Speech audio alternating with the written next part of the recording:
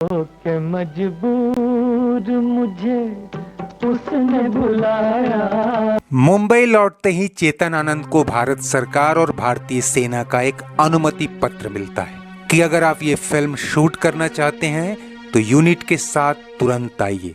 चेतन वो चिट्ठी छोटे भाई देवानंद को दिखाते हैं। एक के लिए अच्छी खबर थी तो दूसरे के लिए मायूस करने वाली। पत्र में लिखा था कि बर्फबारी शुरू होने के बाद लद्दाख में शूटिंग नहीं हो सकेगी। श्रीनगर से लद्दाख तक की सड़क पर 18 मील तक बर्फ जमी रहती है, कोई भी गाड़ी आ जा नहीं सकती। सरकारी मंजूरी मिलने से चेतन आनंद की आंखें चमक उठी थीं। ये उनका ड्रीम प्रोजेक्ट था। भारत चीन युद्ध के घाव अभी भरे नहीं थे। पूरे देश में चीन के छल और बर्बरता के खिलाफ गुस्सा था और शहीद जवानों से हमदर्दी की लहर दौड़ रही थी। चेतन आनंद इसी युद्ध पर एक फिल्म बनाना चाहते थे। चूंकि वो ज्यादातर वॉर सीन रियल लोकेशन पर फिल्माना चाहते थे, इसलिए सरकार से दरख्वास्त की थी और अब वो किसी भी हाल में ये मौका नहीं छोड़ना चाहते थे। अब तुम्हारे हवाले। उन्होंने गीतकार कैफी आजमी और संगीतकार मदन मोहन को भी फोन किया कि फिल्म की मोटा मोटी कहानी तो आपको सुना चुका हूं, जितनी जल्द हो सके गीत लिखिए और म्यूजिक कंपोज कीजिए, क्योंकि कुछ एक गाने हमें रियल साइट पर ही शूट करने होंगे। लेकिन इधर एक दूसरी समस्या थी। देवानंद उन दिनों फिल्म गाइड की तैयारी में लगे थे और उसके निर्देशन का काम बड़े भाई चेतन आनंद को दे रखा था, क्योंकि छोटे भाई विजय आनंद कुछ क्रिएटिव मतभेदों को लेकर ना नुकुर कर रहे थे। हालांकि चेतन आनंद नौकेतन प्रोडक्शन, जिसकी स्थापना उन्होंने देवानंद के साथ मिलकर की थी, अब उससे अलग हो चुके थे। लेकिन तीनों भाइयों में इतनी नजदीकियां थीं कि एक दूसरे के काम में शरीक हो सके। तीनों ने उदयपुर जाकर गाइड फिल्म की लोकेशन भी तय कर ली थी। हिंदी का डायरेक्शन पहले राज खोसला को दे रखी थी, जबकि English version टैड Daniel Levitsky direct करने वाले थे। टैड को इस फिल्म, खासकर इंग्लिश वर्जन के लिए हीरोइन वहीदा रहमान का लुक पसंद नहीं था। चेतन आनंद भी उनकी जगह अपनी चहेती प्रिया राजवंश को डेब्यू कराना चाहते थे। देवानंद वहीदा को किसी भी कीमत पर छोड़ना नहीं चाहते थे और इसका अंदाजा इस बात से लगाइए कि जब वहीदा रहमान ने कहकर फिल्म में काम करने से मना कर दिया था कि मैं राज खोसला के डायरेक्शन में काम नहीं कर सकती क्योंकि उन्होंने मुझे जलील किया था, तो देवानंद ने अपने पसंदीदा डायरेक्टर राज खोसला से पल्ला झाड़ लिया, लेकिन वहीदा को कायम रखा। लेकिन अब तो दूसरे डायरेक्टर यानी चेतन आनंद ही छिटकते दिखाई दे रहे हैं। अब क्या करें? देवानंद जानते थे कि चेतन भारत चीन युद्ध के बाद से इस पर फिल्म बनाना चाहते थे। रियल लोकेशन शूटिंग की मंशा से ही इसका नाम भी हकीकत रखा था। हालांकि सोचा नहीं था कि सरकार इतनी जल्दी लद्दाख में शूटिंग की इजाजत और सहायता देने को राजी हो जाएगी, जहां आज तक कभी कोई फिल्म शूट नहीं हुई। चेतन आनंद ने एक दिन स्टूडियो आकर कहा कि देव मुझे माफ करो, मुझे 6 महीने में ही हकीकत की शूटिंग पूरी करनी है। देवानंद ने उन्हें नहीं रोका और छोटे भाई विजय यानी गोल्डी को मनाने में जुट गए कि तुम जो और जैसे करना चाहो करो, लेकिन अब गाइड तुम्ही को डायरेक्ट करनी है। और हुआ भी यही। लेकिन हम आपको जिस कल्ट फिल्म और कालजयी गाने की कहानी सुना रहे हैं और जिसे 6 महीने के टाइम फ्रेम में ही वाइंड अप करना था, उसकी राह में भी रोड़े कम नहीं थे। राह कुर्बानियों की न वीरान हो तो। चेतन की माली हालत खराब थी और युद्ध से खस्ता हाल सरकारी खजाने में भी इतने पैसे नहीं थे कि वो फिल्मों पर लुटाए जाएं। फिर भी सरकार की ओर से शुरुआती कोशिशों को देखने के बाद इस फिल्म के लिए वित्तीय सहायता भी दी गई। फिल्म की कहानी, स्क्रीन प्ले और डायलॉग तो चेतन आनंद ने ही लिखे थे। गीत मशहूर उर्दू शायर कैफी आजमी से लिखवाने थे और धुनें मदन मोहन के जिम्मे। दोनों अपने हुनर में माहिर, लेकिन इस तरह की जल्दबाजी में काम करने के आदी नहीं थे। पूरी यूनिट को जल्द ही लद्दाख के लिए रवाना होना था और उससे पहले कम से कम 2 गाने तो रिकॉर्ड कर ही लेने थे जिन्हें लोकेशन पर शूट करना था।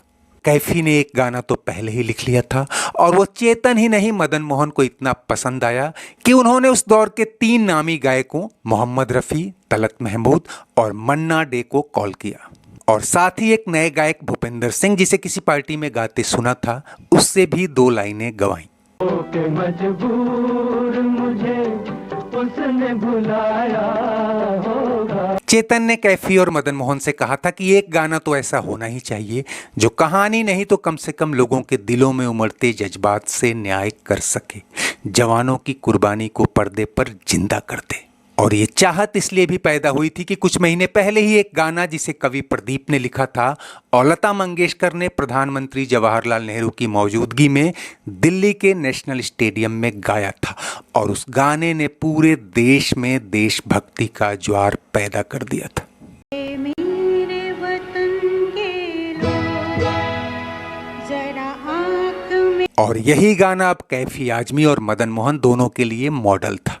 मदन मोहन के बेटे संजीव कोहली ने साल 2012 में आउटलुक मैगजीन को दिए एक इंटरव्यू में कहा था कि चेतन ने पापा से कहा कि चीन से युद्ध हम भले न जीत पाए हों, लेकिन ये गाने मातम मनाने वाले नहीं, शहीदों की देशभक्ति का जश्न मनाने वाले हों। और कहते हैं कि उस खास गीत की उधेड़ बुन में जुटे कैफी आजमी को एक रात एक मुखड़ा दिमाग में आया, फिर चंद लाइनें और जोड़ी और 1 बजे रात को ही मदन मोहन को फोन घुमा दिया। मदन मोहन ने मुखड़ा सुना तो उन्हें काफी पसंद आया और रात में ही उन्होंने धुन तैयार कर ली। कर चले हम फिदा जानो तन साथियों। और दोस्तों कहते हैं कि जब मोहम्मद रफ़ी ने इसे स्टूडियो में रिकॉर्ड किया तो वहां मौजूद सभी लोगों के रोंगटे खड़े हो गए थे। अब तुम्हारे हवाले वतन साथियों। अगर दुनिया लता जी को इस देशभक्ति गीत के लिए याद करती है तो रफ़ी साहब भी इस गाने के लिए याद किए जाते हैं। कट गए सर हमारे तो कुछ गम नहीं। मोहम्मद रफ़ी ने इसे गाया नहीं था, बल्कि मानो नशों में सिहरन दौड़ा दी थी। सर हिमालय का हमने न झुकने दिया।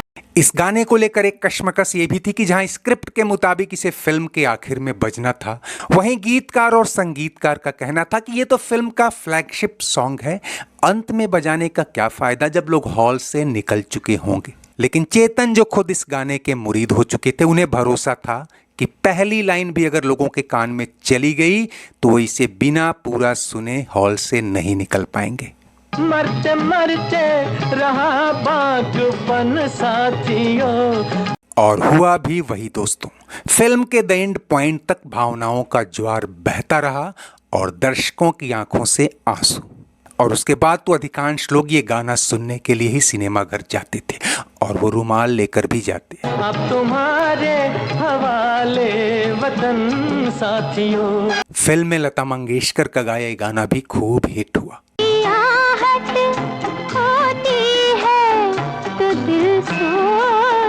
स्टार कास्ट तो कोई भारी भरकम नहीं थी। धर्मेंद्र के शुरुआती दिन ही थे और इस फिल्म ने उन्हें राष्ट्रीय फलक पर चढ़ा दिया। बलराज साहनी और जयंत के साथ ही चेतन के छोटे भाई और गाइड के नए डायरेक्टर विजय आनंद उर्फ गोल्डी भी इस फिल्म में काम कर रहे थे।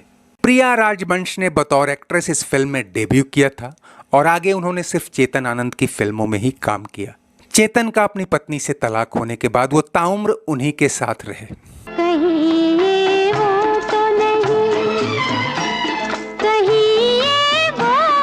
फिल्म को सरकारी मदद तो मिली ही थी, लेकिन सबसे बड़ा दिल दिखाया फिल्म के क्रू मेंबर्स और कलाकारों ने, जिनमें से अधिकांश ने कोई फीस नहीं ली। गीतकार कैफी आजमी की पत्नी शौकत ने एक इंटरव्यू में बताया था कि ये गाना उस दौर में अपने आप में एक अलग तरह का राष्ट्रीय गीत बन चुका था। सरकारी और स्कूली कार्यक्रमों से लेकर हर पैट्रियोटिक मौके पर यह खूब बजाया जाता था। जिंदा रहने के मौसम बहुत है मगर। और दोस्तों इसमें कोई शक नहीं कि आज भी जब हम इस गाने को सुनते हैं रोंगटे खड़े हो जाते हैं। जान देने की रुत रोज आती नहीं। और सच पूछें तो ऐ मेरे वतन के लोगों के बाद इससे मजबूत और कालजयी देशभक्ति गाना अगर कोई आया तो यही था। अब तुम्हारे हवाले वतन साथियों।